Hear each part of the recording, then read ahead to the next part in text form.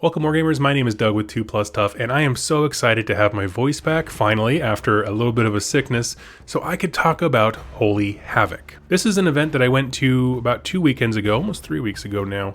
It is kind of like this touted as premier narrative event of the Midwest. It's just outside of Chicago, Illinois, which is about 3 hours for me.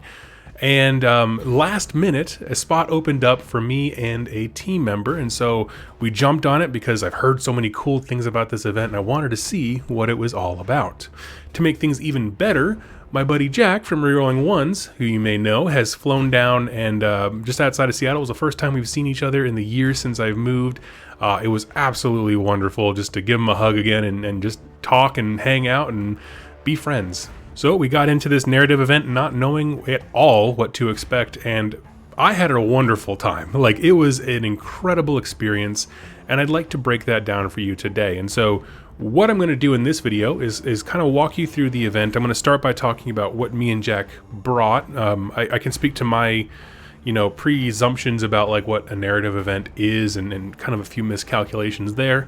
And then I want to talk about the weekend itself, and I'm going to break that down into two things, which is the event, which is basically all the things that you can read on the packet. So that's going to be like your missions, how things are scored, the actual format for the events, that kind of stuff. And then the other side is the experience, meaning all the things that you think about in an event when you can't read on a tournament packet. So like the vibe, the encouragement from people, the camaraderie, the fun everybody was having, all that kind of stuff. So we're going to break that into those two sections. We're going to kick it off right now. So to put it very simply, because we got into the event so late, like real close to the time of the actual event itself, we didn't have time to do a scenery board, right? A display board, that's what I'm trying to say. We didn't really even have time to kind of coordinate lists very well. Like, we got a narrative theme. I took Knights Excelsior from Stormcast. Jack brought in some cities of Sigmar that he played as the Excelsior city. So like there was a theme there, absolutely, but we didn't, go all out and construct a whole, shrine and temple to our models kind of a thing like some folks did. We also weren't sure what to take, because this is kind of feeding into that part I talked about my presumptions. When I hear narrative event, that means so many different things to so many different people. And I'm just going to say that I have thoroughly learned my lesson that narrative does not mean weak, because there were people who put an immense amount of work into their hobby and their models and their lists, and then they just came with some of the nastiest teeth under the sun because they wanted to win, but do so in a story-driven way. And I will be honest, most of the armies there, I will say, very clearly are narratively themed. By that I mean these are forces that these, armies would actually take. There's no weird mix matching of things. The way that the event is structured is that you're a partners team. So me and Jack were on a team. We were on Rerolling Tough, and I had like 1,000 points, like I said, of Knights Excelsior. Basically, it was a huge 10-man brick of Liberators, a unit of Annihilators with shields, a unit of Decimators, and in Knights Excelsior, your Paladins count as battle line, so that's incredible. And you can also like give them a supercharged buff to attack once per round. And then supporting them, I had a Lord Imperatant to make sure the the Annihilators could drop in within 7, and a Knight Vexillor, the new one that came with the Dominion set. The idea was I'm going to use my Liberators as a shield wall, and then as they take damage, be able to restore models to them. I was really trying to set myself up as like a shield, and then Jack, with his Cities of Sigmar, could come in with the shooting. So he had 1,000 points, Cities of Sigmar. He had like the Celestial Hurricanum, the Vanguard Raptors allied in from Stormcast. He had a unit of, I think they're like Shadow Stalkers, something like that. The old High Elves that used to like hide in the woods kind of a thing. As well as some Free Guild regiments, that kind of thing. And one thing to note about the event, Holy Havoc, is that it is a narrative event and you get a cool thing for free. So you build your 1,000 point lists, and you don't actually have to submit them. I mean, it's all honor system, which is wonderful because everyone there was an adult and super cool. So you have your lists, and then each of you gets a free hero with a pre-designed war scroll. This is your Warlord of Havoc.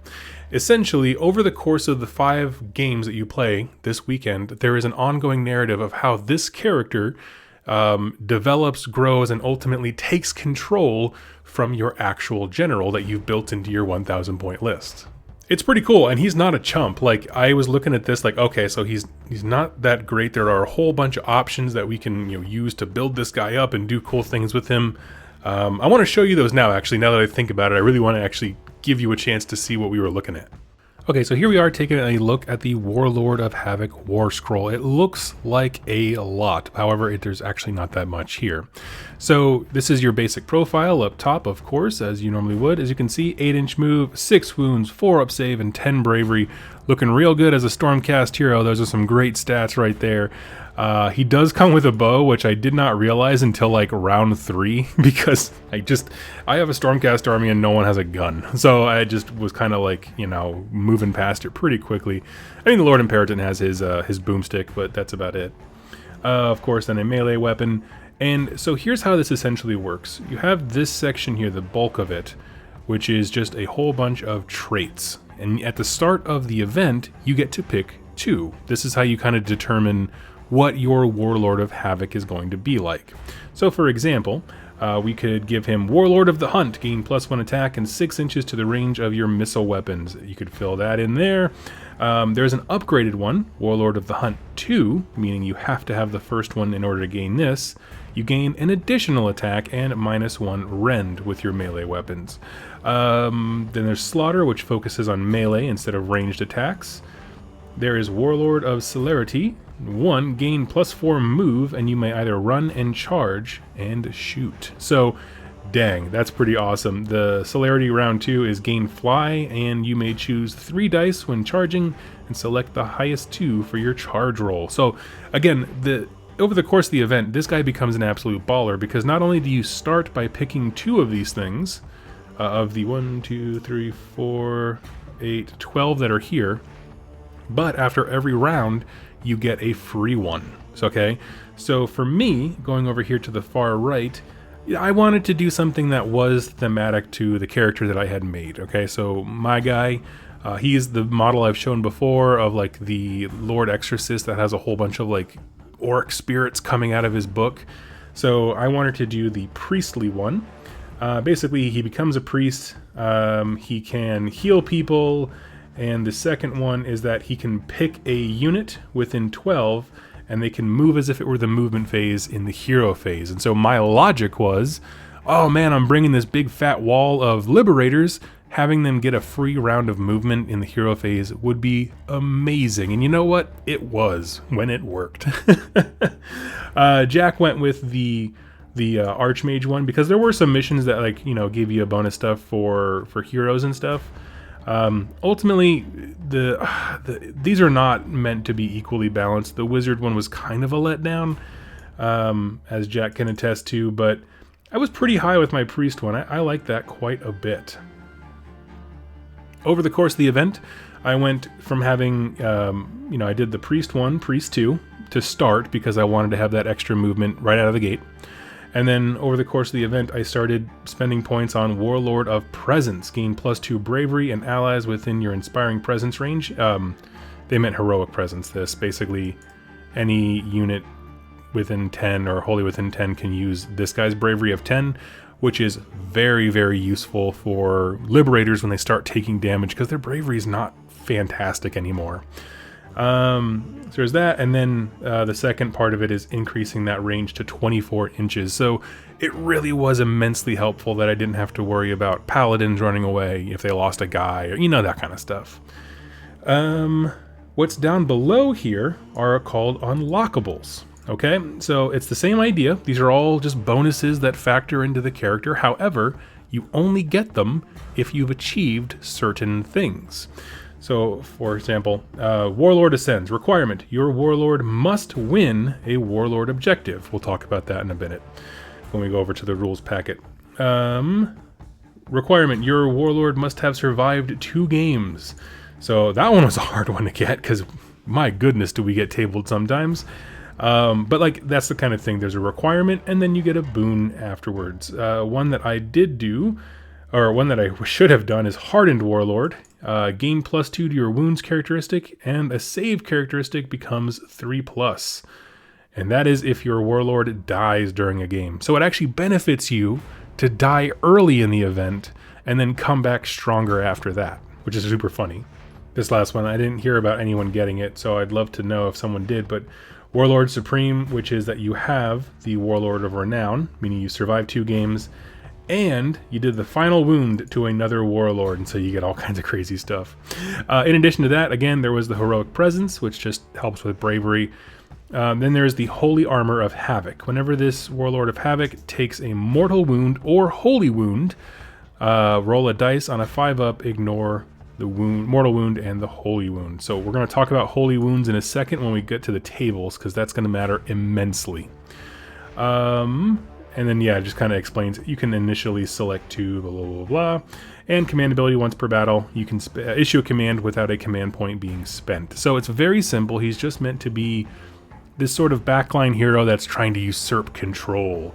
The rules for how he fits into your army are up here in the top right in terms of, basically, to put it very briefly, he just has to match your 1,000 points. I mean, in terms of keywords, he gets them all. I believe Jack made this Warlord of Havoc his adjutant, which is a role in the Cities of Sigmar battle tome specifically. Because he could, you know, all the keywords are there with the way that we worked it out with Steve. So it's a full-fledged part of your army, you know. I mean, he could, if I wanted to, drop in from the sky with Scions of the Storm from Stormcast, but didn't really need to do that a whole bunch. And so that was it for the Warlords of Havoc. Again, you got a free model, that unit, in addition to your 1,000 points. And as we go through the rules, you're going to see that that model plays a significant role in how you are able to win the missions and objectives and stuff like that. I'm just going to throw this up here if you really feel like reading it. This is basically how they made a doubles event work. It just covers the fact, you know, you both can't take the same factions, you can't take the same sub-factions, the way that buffs work with, you know, between your 2 forces. Special and unique characters with a point value greater than 400 are not allowed. So that's their, you know, that's their way of limiting like Hero Hammer type stuff, specifically with named characters anyway. And yeah, I mean, that's basically it. If you really want to read this, go ahead, but that's all right. However, this is the page where things get really, really interesting, when we start talking about the nuts and bolts of the event. Matchups and tables will be randomly determined. 15 minutes before the round starts of each game, teams will be randomly selected by the tournament organizer, meaning Steve was just up there yelling team names. As each team is selected, that team will choose a table or a matchup for that game. This process continues until all teams are matched up. Teams may be able to select a table or a matchup. Teams may also choose a selected table to play on as many times as they wish if that table is available at the time of their selection. Now, one note here, you can keep choosing the same table to play on, but you do get penalized for it, essentially. You're rewarded for going around and just exploring these different tables, and I will be showing them off to you during the experience section of this video, and my god, they're incredible. But what this means is, at any given time, you are always up to be challenged.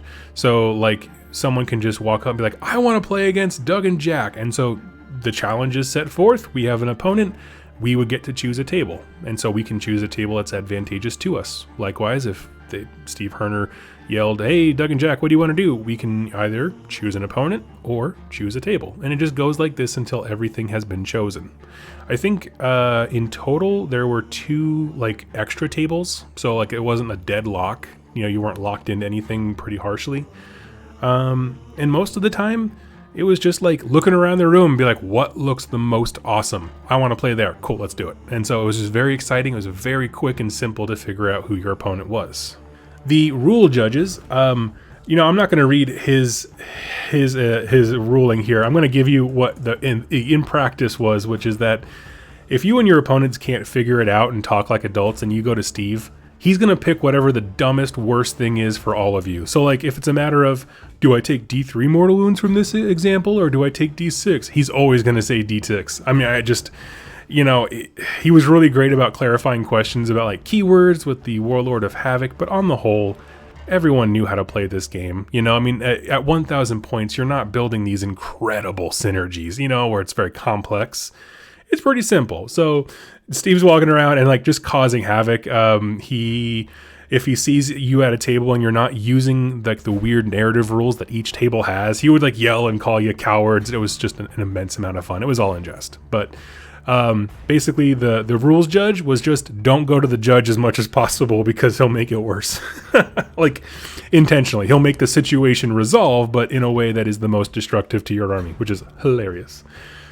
And then it goes through the awards, which I didn't come for a trophy. I wanted to just kind of soak in the event round one. So here's that if you are interested. And this was our schedule. So we got there, Jack and I, Friday. Well, he got there Friday morning. I got there Friday night. They opened up the gaming hall. I was able to get some great pictures of tables as the event was just beginning. Saturday was game 1 at 9. We went through our game days. It was very, very simple. At the end, we went out and got some awesome wings with Brennan from Cubic Shenanigans, one of my favorite podcasts ever. And it was a real treat, real fun. That's about it. Sunday, we did game 4, 5. Stayed for the raffle. I won Tzeentch Endless Spells of all things. And then we actually had to duck out. I had to bring Jack to the airport, but that's all right. So we missed the awards, but that's all right. Here's their massive painting checklist.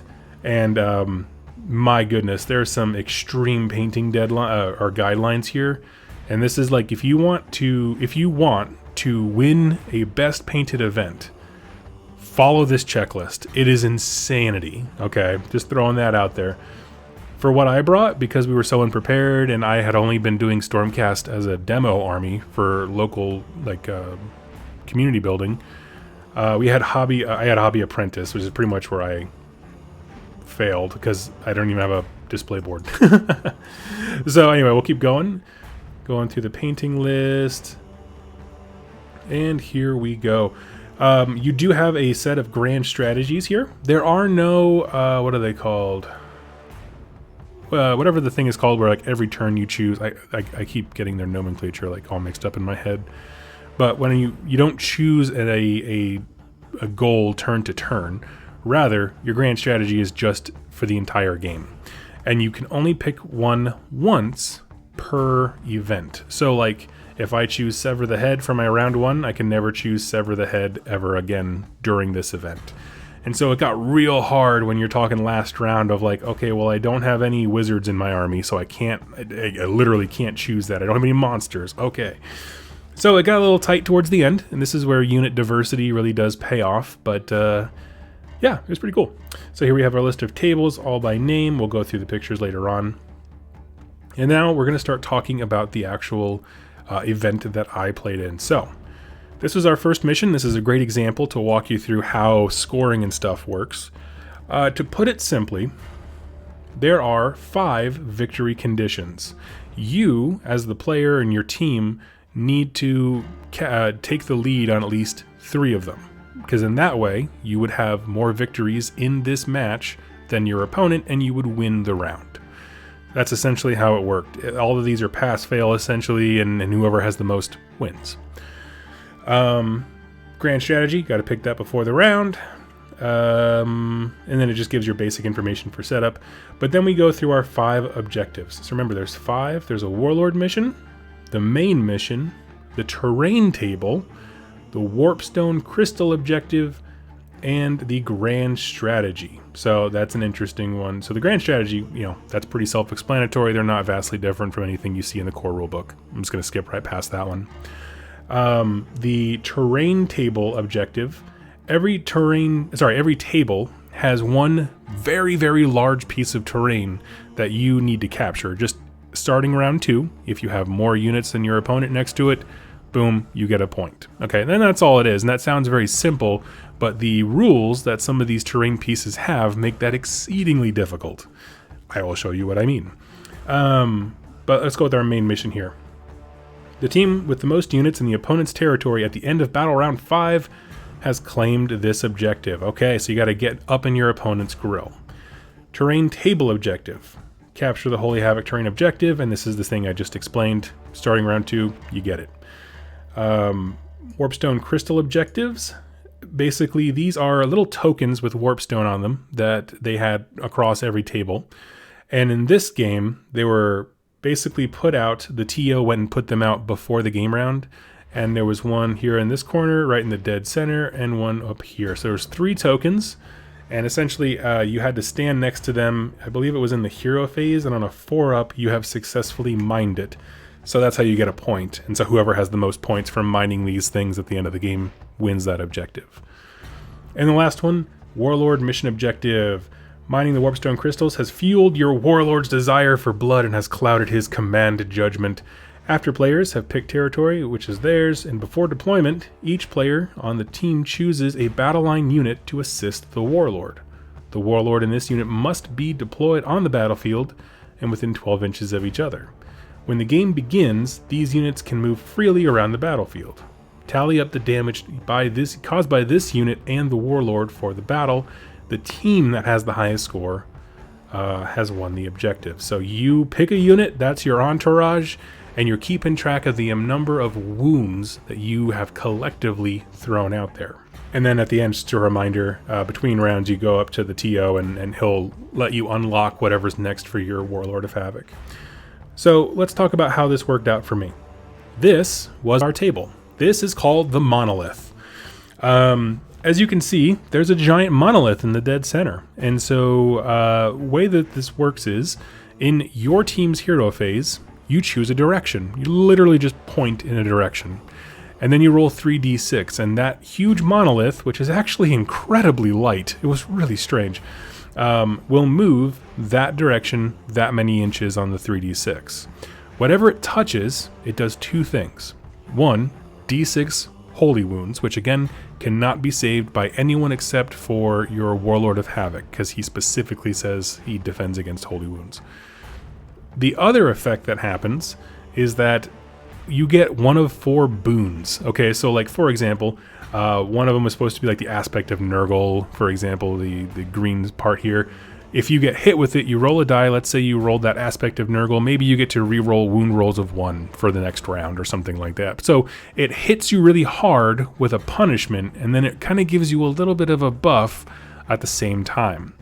Now, when our round 1 started, I don't have a ton of pictures of it, but basically over here on the left side, it was a combination of Idneth Deepkin and Soulblight Gravelords, and I do have pictures of that army because that's going to blow your mind. And Jack and I were over here. Of course, the Warpstone tokens, as you saw on the map, were coming up this diagonal center line. And if you stepped in the lava, you got burned. You would take so many holy wounds from that. So it's a very simple, straightforward. You want to end the game with, all those things are going on at the same time, which is what makes the game such a challenge, is that there are some very, very different types of objectives all happening simultaneously. Here's just another angle of it so you can get a good sense. Every table had these cool little basically aerial shots, and they kind of listed out what everything is, what it does, where it should be set up when you leave, and explains rules like lava, what's intervening terrain, that kind of stuff. Here's another one. And here's this if you want to pause and take a look, but really the only thing that I haven't covered yet is, the Blessings of Chaos. That's where you get your boons and whatever. So straight up, this is the first army we played against, and holy crap, this is so freaking pretty.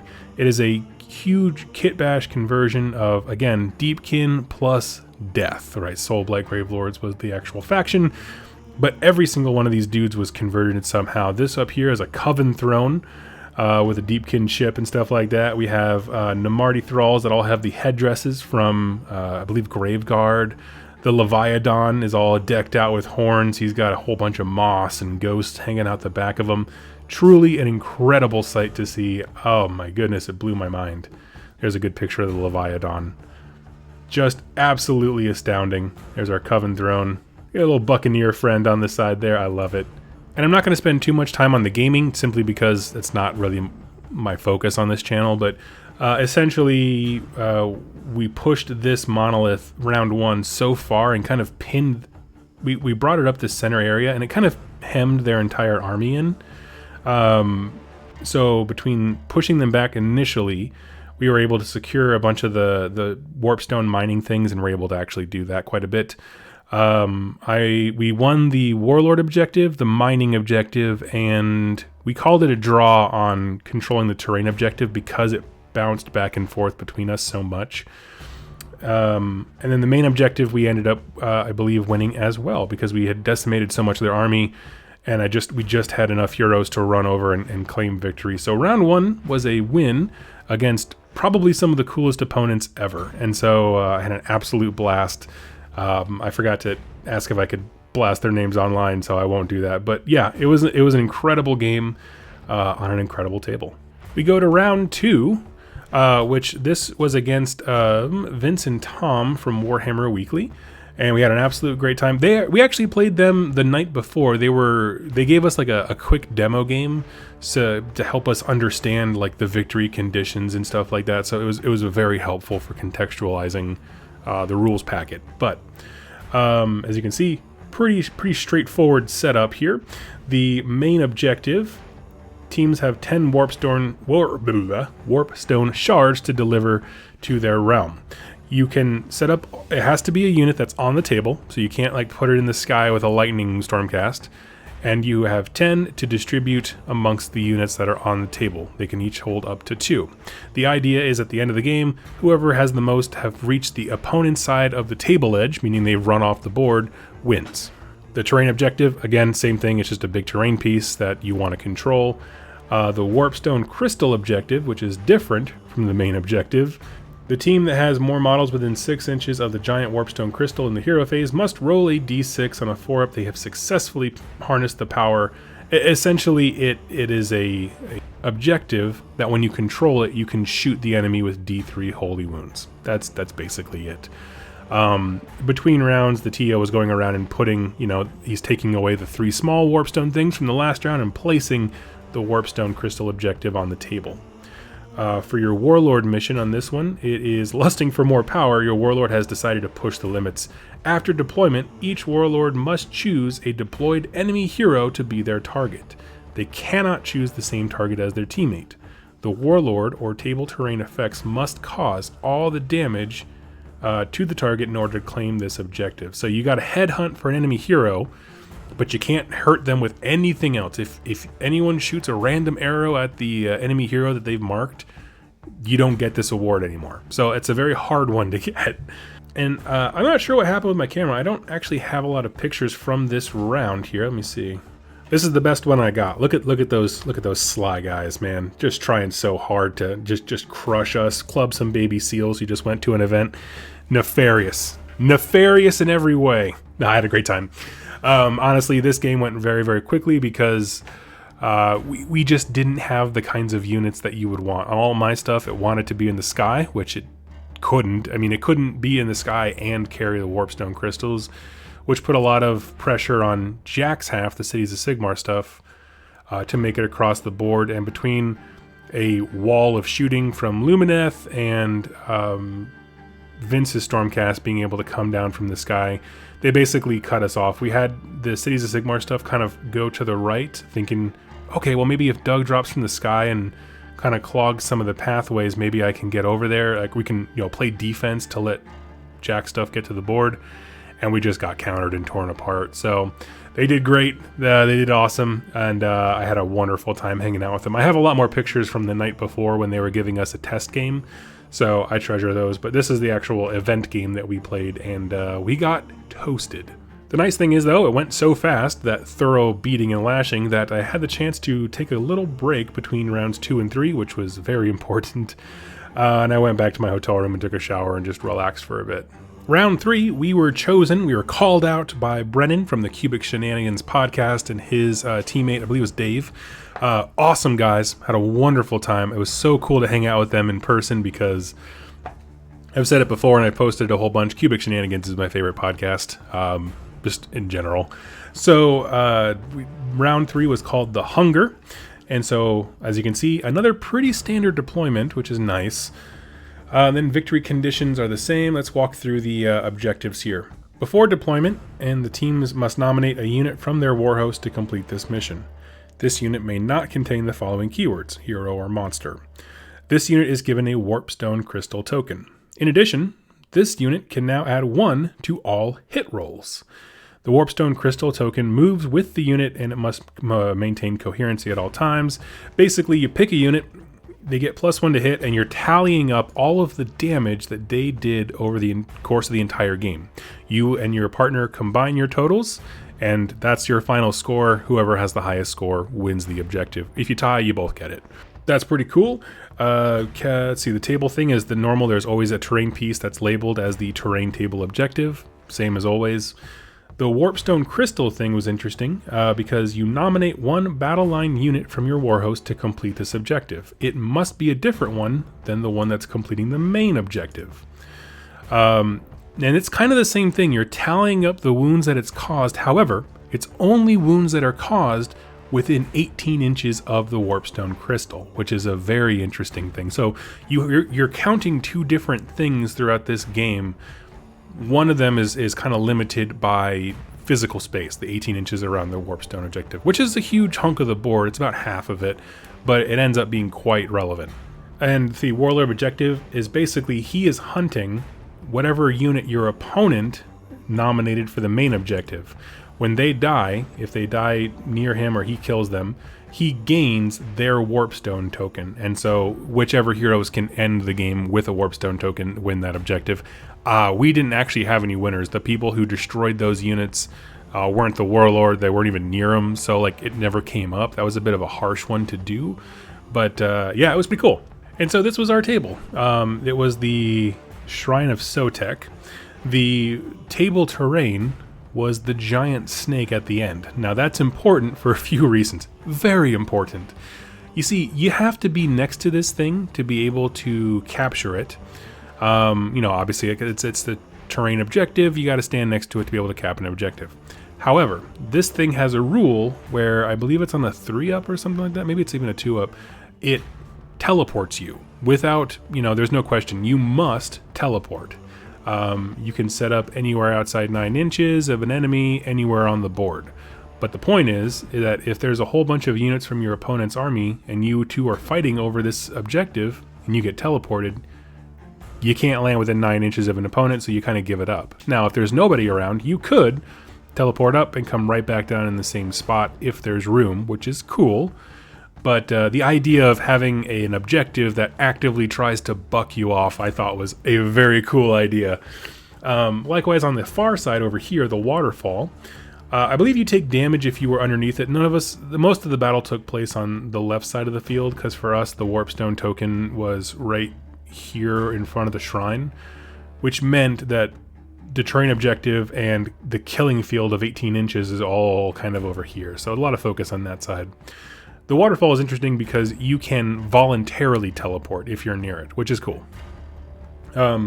We played against some Iron Jaws and Slaves to Darkness with Brennan and Dave, and you know, it was a mulch fest. I actually have one picture that I wanted to share that I think you'll like. This might not look like much. It looks like 2 cubic shenanigans dice that I'm showing off the logos, but right before our game began, Brennan handed me these and was like, "Hey, I want you to have these." And I was like, "Oh, thank you so much, dude."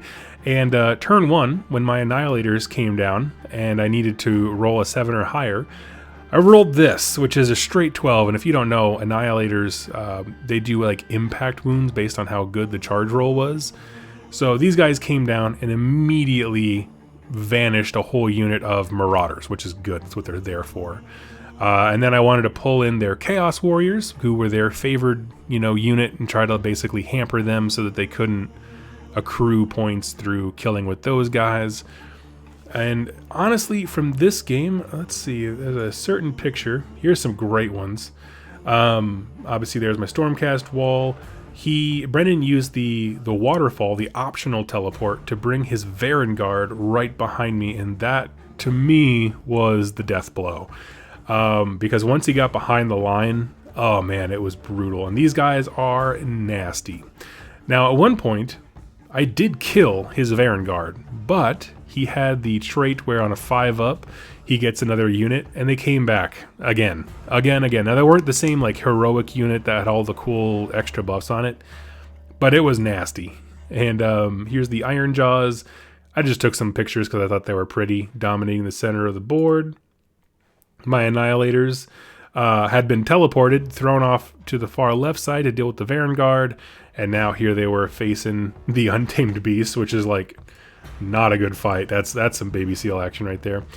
Got some cool pictures of the Iron Jaws. The Brutes were Dave's, I'm sorry, I'm not sure which one it was, his favorite unit. So how much damage these guys did counted towards his overall score.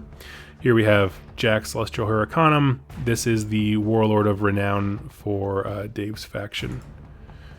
And yeah, I just took some pictures as they were playing, and basically this teleporting thing messed everything up because all of a sudden, not Gordrak, the mega boss on Maw Crusher, got up here, teleported, and then was in Jack's back line. And then his Varangard were able to come back in Jack's back line. It was the teleportation stuff was just insanity. I'll go back here. We ended up losing this game pretty handily. Once our units really got engaged with the orcs, and because the orcs had, all the teleportation, stuff like that, to be able to get into our grill pretty much unmolested by like the shooting aspect, or even having time for me to drop down from the sky and charge, they just crushed us. They ate straight through our army. And so it was one of those things, it was one of those games where you had fun because you were having fun with the people across the table and your friends, but both Jack and I were kind of like, I wish I had brought something better specifically to give my opponents a better game. And this was, for some reason, round 3 on this one was the height of that feeling of like, I didn't understand the event, and I wish I had brought something different so I could have been a more fun game for my opponent, because they just walked right through us. So we know for next year, we're going to have a great time. It's going to be awesome. Let's talk about round 4. Round 4 is Betrayed. Again, 5 victory conditions. The main objective was the Warp Fog has slowed your army's units' abilities to cross the battlefield. In the beginning of your hero phase, roll a die. On a 1 to 2, your army is slowed by the Warp Fog and your movement characteristic is reduced by half. I'm going to be super honest with you. Us and our opponents 100% forgot that rule, okay?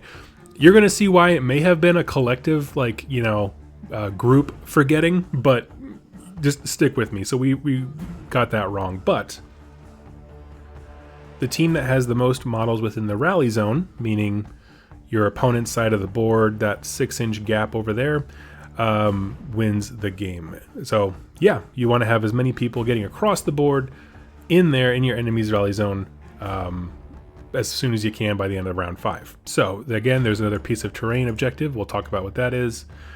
And then the Warpstone Crystal is just a giant objective, and it doesn't come in until round 3, and you roll a die to see which table section it comes in. There's a little chart up there to help you figure it out. It just comes in as close as you can approximate to the center of the table, because for some tables that's a little bit difficult. Warlord mission, he just goes ham, right? Kill as many models in the enemy army. There was a bit of a confusion at one point because the table next to us seemed to be really struggling with it, but other games you've been counting the number of wounds that they've accrued. This time it's just straight model kills. So if you tuned your hero to be a monster hunter, it still only counts as 1, to put it as Gimli did. Let's talk about the table that we were on. This is my favorite table that has ever existed in the history of Warhammer, okay? And immediately looking at it, you can understand why. I mean, I legitimately forgot about the speed thing, and I think all of us were like, let's just block that out of our frickin' memory. This thing is a beast, okay? Anytime you go on a bridge, you have to take a test. On a 1, you take some holy wounds. The idea being someone fell off the side of the bridge. And that is 1, 2, 3, 4, there's 5, 6, 7 over here, 8 bridges complete. Okay, so there's a lot going on. This feature right here does count as what it's supposed to be. It's like a wizard stoop or something like that. Basically, it's +1 to casting. We have 2 sets of realm gates. So we have one up here, one in near the center. I don't think they must have moved them around between rounds when I took this picture, because when I played on the table, these 2 top ones on the far left and the right were where they are now, and these 2 in the center were actually on the bottom floor. So basically, if a unit started on the bottom, they had a way to get back up to the top. So that was cool. The table objective for this one is right here in the dead center, the Ocularum or whatever it's called, the terrible piece of terrain that came out with AOS. Essentially, if you controlled this, at the start of your hero phase, you roll 2 dice. If you can roll higher than a 5, which I could not, you can pick an enemy unit and they take d6 holy wounds. So it's a powerful, powerful gun.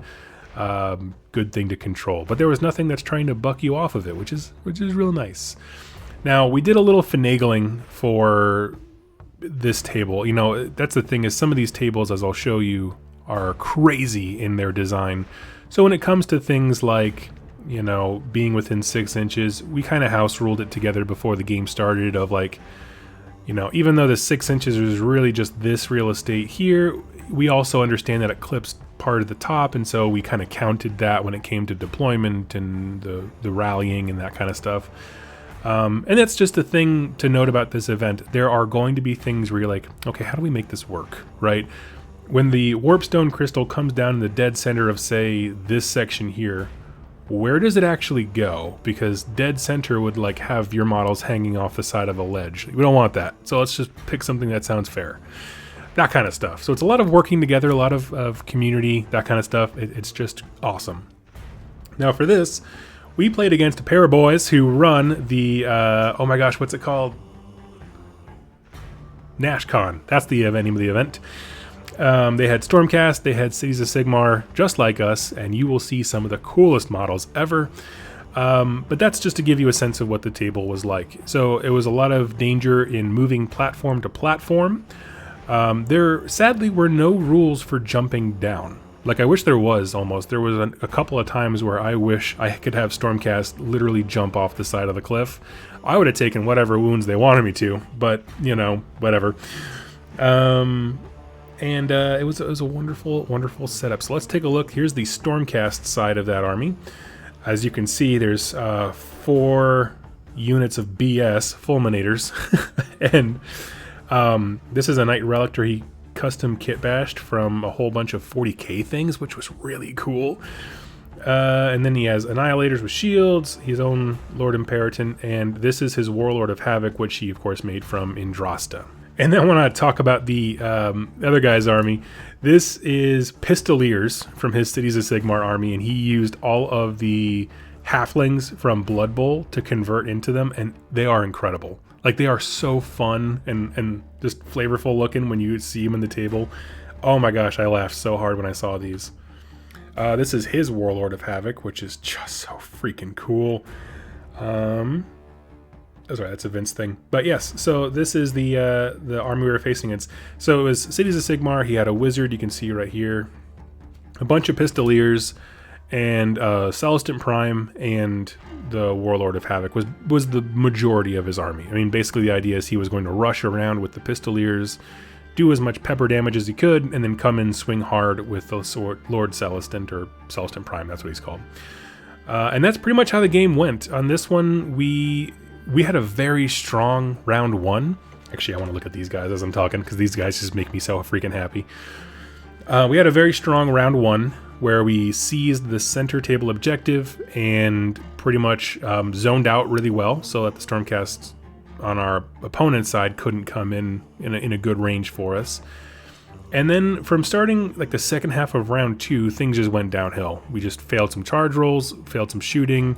Yeah, we basically just took a hit going across some of the bridges. I jumped in with the Annihilators and just wrecked most of the Cities of Sigmar players' army. Took out the mage. His Warlord of Havoc was dead before he even had a round on the table, which, you know, I mean, on one hand I feel bad about, but the other part is like, I can't let this dude win objective points, because like that sucks. This guy is amazing. He had kitted his Warlord out to murder fist everything. And so it was a matter of just kind of plinking him away. That was the most effective thing that I did. And then the rest of it was just being absolutely blown away by fulminators charging in. Once they got into the shooting that Jack had, they were done. They're just a good unit. There's a really nasty, nasty unit. So that is that. It was a great game, but we ended up losing this one just because, even though we started strong, everything kind of went wrong for us right out of the gate after that, starting round 2 basically.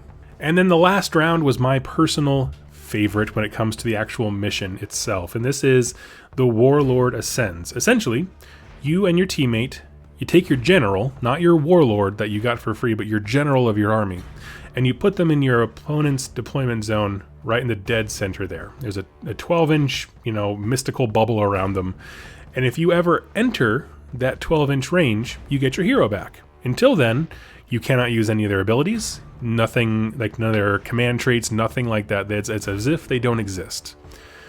At the same time, your warlords are poisoned. They're going to take D6 holy wounds every single round. The round in which they die tells you how many points that you accrue from it. Okay, so if you look at this, the poison score, if they get killed in round 1, you get 5 points for it. And then you actually get less the longer that they hang on. Essentially meaning like big tanky heroes are a liability. There was one player who brought Sons of Behemoth, and like we did the math and we're like, wait a minute, there's 5 rounds at 6 mortal wounds apiece. He's still not going to be dead. And so we had to kind of figure that out. That was somebody else's table. That was not with us. But I love it. We have the main objective is the rescue mission, which you just have to get within 12 inches of that, get within that 12-inch bubble, and you immediately get your hero back. They're still poisoned, they're going to die, but you do get to use them again. The terrain objective for this one, I'll talk about that in a second when we cover the table. And then the Warpstone Crystal objectives at the beginning of each hero phase. Oh yeah, this was actually a very complicated one that I was not the biggest fan of. Essentially, at the start of the hero phase, if it's your turn, you're going to roll a die for each third of the table, and it goes vertical like this. You can see objective 1, 2, and 3. If you roll a 1 through 3, if a 1 through 3, you have to pick one of your opponent's units and give them a Warpstone token. If you roll a 4 through 6, you pick one of your units. Whoever has the most Warpstone tokens at the end of the game wins. So if it's your turn, you want to put it on an opponent's unit that is going to die so that they don't get that point. And if you get a chance to put it on one of your units, you want to put it on a unit that's alive and not going to die. So it just kind of, it seemed a bit too random even for me, just because there was many points where we didn't even use a third of the board. And I'll show you why in a second when you see the table. But like it felt like an objective that there wasn't enough control to be interesting. It was just kind of like, okay, and this happens, but that's my opinion. The Warlord objective is basically your Warlord picks one of your opponent's Warlords, and the two of them are the only ones that can kill each other. So they're basically immortal unless you are able to get them into close combat with each other. Which I didn't hear about anybody happening with anybody, so I don't know if that did, but I'd love to hear a story if they did, because we just, with the way that the table laid out, we're not able to make that happen. And so for this game, we played against the hosts of the podcast Combat Phase, which is a terrific podcast that I've guested on multiple times now with Kenny Lull and his co-host Sean, and they're just awesome people, very excited about the hobby, just wonderful folks. I'd love to play again.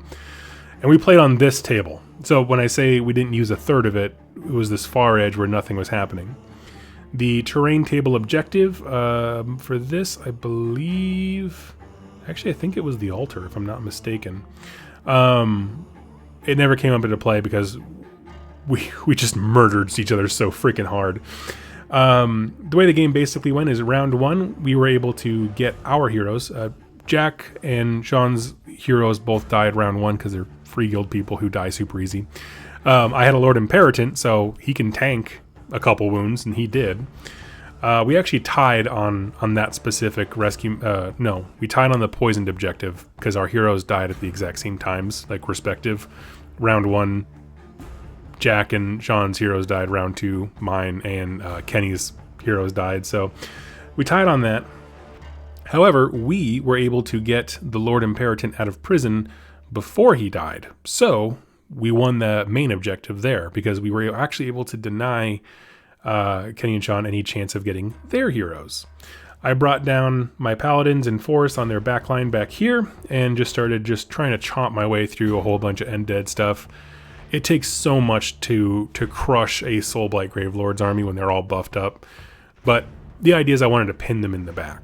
Now, one thing, or I guess two things that make this table in particular extremely unique is you see these two Dragon Ogre models? Those are supposed to be like statues or avatars. You get a free monster, like just for showing up. This guy has his own war scroll. The only rule surrounding them is they can't attack each other, because that would be lame, right? If you're having a whole battle and then there's just rock'em sock'em robots in the corner. So, yeah, we basically took ours and had him loop around on the ice and come and try and help and deal with some of the undead stuff. The second thing that's really unique about this table is once per game, you can bring back to life a dead unit. So, my magic missile of having a paladin unit come down, charge in, do a bunch of damage, and then usually die ended up being really cool because I could do that trick twice for one of those units.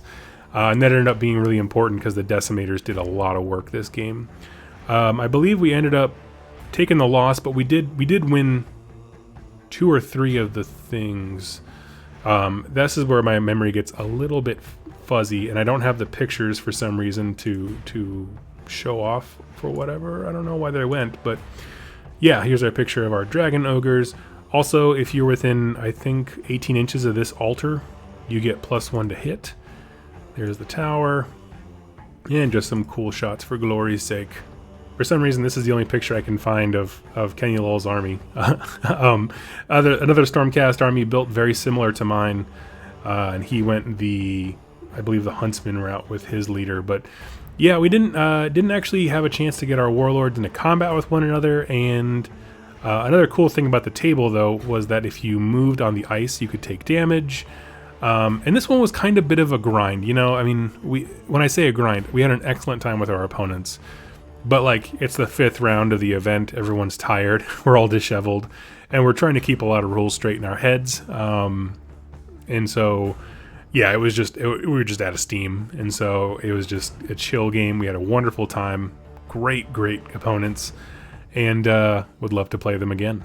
So that is the event side of things. You can see how the games are scored and what the tables bring. I want to do, this is getting a bit long, so I'm going to do a dedicated video talking about the tables themselves, but it was an incredible experience. I'm just going to be honest with you. I didn't know what to expect. I was not prepared in terms of like how I built my list and what tools I brought in the toolbox. So we're definitely going to get that right next time, now that we have some context for understanding the rule book, or the rules packet, rather. But one thing I just wanted to add here on the end is that everybody was just the coolest. Like, nobody got heated, nobody got upset. Even when the table like decimated entire portions of people's armies, like it wasn't even your opponent that killed you, it was the table. Specifically the one with like autumn trees, if you see a picture of that online, was devastating. But everyone was just absolute stand-up gentlemen and ladies, and I had a wonderful time. I met some really cool people along the way. Yeah, and I was just thankful to hang out with my friend and just experience something totally different. We are going to be going again next year. I'm not sure if I'm going to do Holy Wars, which is it's basically the same thing, but it's a single player. Like, there's no team event aspect to it. I might go just to participate and volunteer and take pictures and stuff like that, but ultimately it's 5 rounds is a lot for me. I get tired, you know. I mean, I just kind of get zoned out a little bit, have trouble hearing people when I get tired like that. So I'm not sure it's for me, but I will be there and participating in that kind of stuff. So I'm very, very excited to go it again and just kind of explore the craziness that is the holy events. So anyway, friends, if you have any questions about it, go ahead and leave it in the comments down below. I'll be happy to answer as much as I can. If you want to get involved in that kind of stuff, try doing some of these things locally. They're really cool. I mean, it is a lot to keep track of. I will not lie to you.